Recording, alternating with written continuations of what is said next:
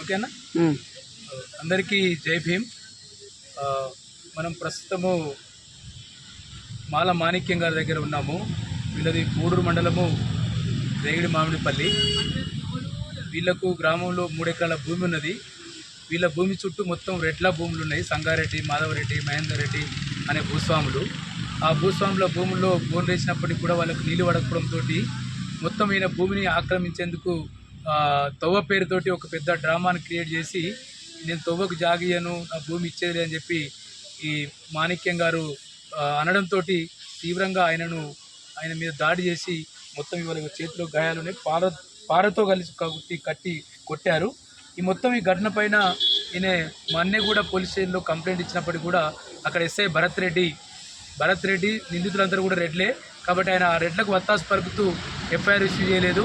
తను చాలా చోట్లకి ఇప్పటి వరకు చాలా చోట్ల తిరిగాడు. ఎట్టకేలకు షాబాదు పిఎస్లో కేసు అయినట్టు సమాచారం తెలుస్తుంది. ఈ సంఘటన మొత్తం ఏసీపీ పరిగి గారు మొత్తం విచారణ చేసి ఈ వెంటనే ఎస్సీ ఎస్టీ అట్రాసిటీ కేసు నమోదు చేయాలని చెప్పి మేము దళిత బయలు ఫ్రంట్ తరఫున డిమాండ్ చేస్తూ ఉన్నాం.